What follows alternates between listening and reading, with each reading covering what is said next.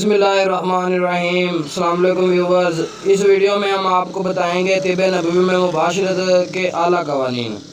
جماع اور قوت باء کے سلسلہ میں بھی آپ صلی اللہ علیہ وسلم کی ہدایات تمام ہدایات کہیں بڑھ چڑھ کر ہیں۔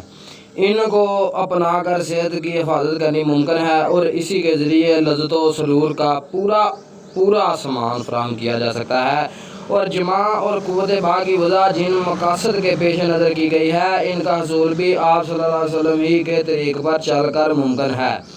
جماع 3 باتوں کے لیے وضع ہوئی ہے اور یہی جماع کے حقیقی مقاصد ہیں۔ پہلا مقصد نسل انسانی کا بقا دوام، جماع ہی کے ذریعے پوری بنی نوع انسان کی بقا ممکن ہے اور اللہ تعالیٰ نے انسان کی جو تعداد بھی اپنے علم کے مطابق دنیا میں متعین فرمائی ہے، اس کی تکمیل کا واحد ذریعہ جماع ہے۔ دوسرا مقصد اس رطوبات کا اخراج ہے جن کے رک جانے اور جمع ہو جانے سے سارے بدن کو نقصان و ضرر سے دوچار ہونا پڑتا ہے۔ تیسرا مقصد خواہش پوری کرنا، لطف اندوزی اور نعمت الہی سے بہرہ ہونا ہے اور یہی ایک نفع ہے جو انسان کو جنت میں حاصل ہوگا، کیونکہ وہاں نہ اضافہ نسل ہوگا اور نہ ذخیرہ منی کو بذریعہ جماع استوراء کرنا مقصود ہوگا۔ دنیا کے تمام بڑے فاضل اتباع کا خیال ہے کہ جماع حفظان صحت کا ایک بہترین ذریعہ ہے۔ حکیم جالنوس نے لکھا ہے کہ منی کے جوہر پر نار اور ہوا کا غلبہ ہوتا ہے اور اس کا مزاج حارتب ہے، اس لیے کہ اس کا وجود اس خالص صاف خون سے ہوتا ہے جو اعضائے اصلیہ کی غذا کے کام آتا ہے۔ جب منی کی حقیقت واضح ہو گئی تو یہ بھی معلوم ہونا چاہیے کہ اس کو بدن سے جدا کرنا اور خارج کرنا کسی بڑے مقصد کے پیش نظر ہی ہو سکتا ہے، اور وہ نسل انسانی کی حفاظت اور جمع شدہ منی کو اخراج کرنا ہے۔ چنانچہ جس کی منی رک گئی اور وہ بہت سے موذی امراض کا شکار ہوتا ہے، مثلاً وسوسے، جنون، مرگی وغیرہ، قاتل اور مہلک امراض سے دوچار ہوتا ہے،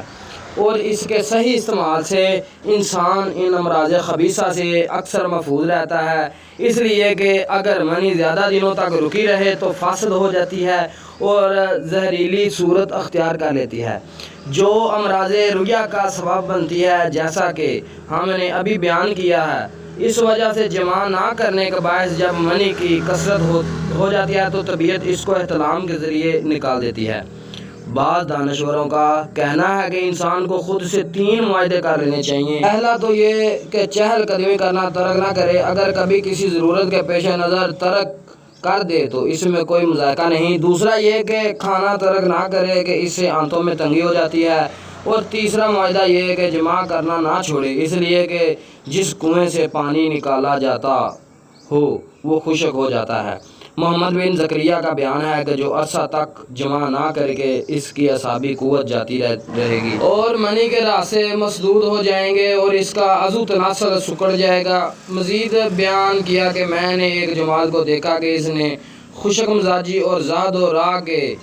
باعث جماع کرنا چھوڑ دیا تو ان کے جسم ٹھنڈے پڑ گئے اور ان کے لیے نقل و حرکت دشوار ہو گئی اور ان پر بغیر کسی سبب کے مشکلات نزول ہوا، ان کی خواہش ختم ہو گئی اور ہاضمہ کمزور ہو گیا۔ جماع کرنے کا ایک فائدہ یہ ہے کہ آدمی کی نگاہ پست ہو جاتی ہے، نفس پر کنٹرول ہوتا ہے اور حرام کاری سے محفوظ رہتا ہے، اور اسی جذبہ کے تحت اسے نکاح کی خواہش اور عروج کے حصول کی تمنا ابھرتی ہے، جس سے اسے دنیاوی و آخرت دونوں نفع حاصل ہو جائے۔ نبی پاک صلی اللہ علیہ وسلم نے اپنی امت کو شادی کرنے کی ترغیب دلائی ہے۔ آپ صلی اللہ علیہ وسلم نے فرمایا، شادی کرو اس لیے کہ میں بروز قیامت دیگر امتوں کے مقابل تمہاری کثرت پر فخر کروں گا۔ اس امت کا بہترین وہ شخص ہے جس کے پاس زیادہ بیویاں ہوں۔ ایک اور حدیث میں ہے، میں عورتوں سے ہم بستری کرتا ہوں، سوتا ہوں، جاگتا ہوں، روزہ رکھتا ہوں اور بلا روزے کے بعد کے بھی رکھتا ہوں۔ سیدنا جابر رضی اللہ تعالیٰ عنہ نے جب ایک شادی شدہ عورت سے نکاح کیا تو آپ صلی اللہ علیہ وسلم نے ان سے فرمایا، تو نے کنواری عورت سے شادی کیوں نہ کی کہ تم اس سے کھیلتے اور تمہارے ساتھ کھیلتی۔ ابن ماجہ نے اپنی سنن میں انس بن مالک رضی اللہ تعالیٰ عنہ سے حدیث روایت کی ہے کہ انس بن مالک رضی اللہ تعالیٰ عنہ نے بیان کیا کہ رسول اللہ صلی اللہ علیہ وسلم نے فرمایا کہ جو شخص اللہ سے پاک صاف حالت میں ملنا چاہتا ہے، اسے آزاد عورتوں سے شادی کرنی چاہیے۔ انتہائی پیار و محبت کرنے والوں کے لیے نکاح سے بہتر کوئی چیز ہم نے نہیں پائی۔ صحیح مسلم میں عبداللہ بن عمر کی حدیث مروی ہے، انہوں نے فرمایا کہ رسول اللہ صلی اللہ علیہ وسلم نے فرمایا، دنیا ایک پونجی ہے اور دنیا کی سب سے عمدہ پونجی نیک بیوی ہے۔ نبی کریم صلی اللہ علیہ وسلم اپنی امت کے لوگوں کو حسین و جمیل دیندار کنواری عورتوں سے شادی کرنے کی ترغیب دلاتے تھے۔ نبی کریم صلی اللہ علیہ وآلہ وسلم سے دریافت کیا گیا کہ بہترین عورت کی کیا خصوصیت ہے؟ آپ صلی اللہ علیہ وآلہ وسلم نے فرمایا کہ جب شوہر اس کی طرف دیکھے تو اس کو خوش کر دے، اور جب کسی کام کا حکم دے تو اس کی تعمیل کرے، اور شوہر کی مخالفت اپنے بارے میں اور اس کے مال میں نہ کرے۔ صحیح میں سیدنا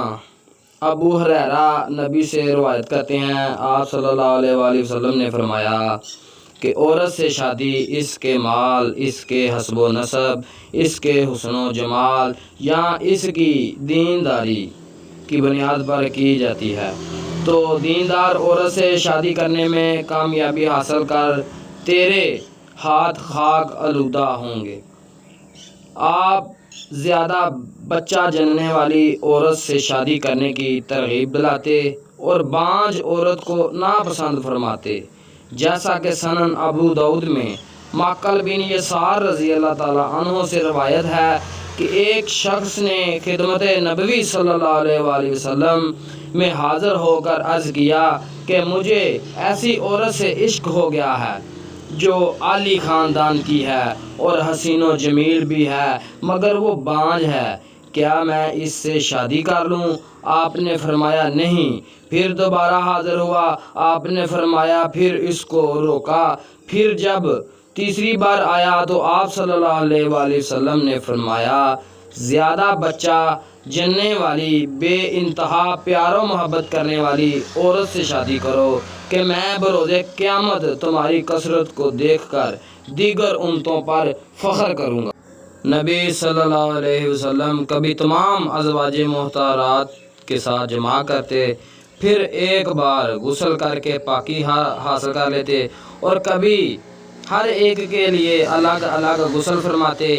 امام مسلم نے صحیح مسلم میں سیدنا انس رضی اللہ تعالیٰ عنہ سے روایت کیا ہے کہ نبی صلی اللہ علیہ وسلم نے اپنی ازواج مطہرات رضی اللہ تعالیٰ عنہ سے مباشرت فرماتے، پھر ایک مرتبہ غسل فرما لیتے۔ ابو داؤد میں سنن میں ابو رافع مولا رسول صلی اللہ علیہ وآلہ وسلم سے روایت کی ہے کہ رسول اللہ صلی اللہ علیہ وسلم ایک رات تمام ازواج مطہرات سے مباشرت فرمائی اور ہر ایک سے مباشرت کے بعد غسل فرما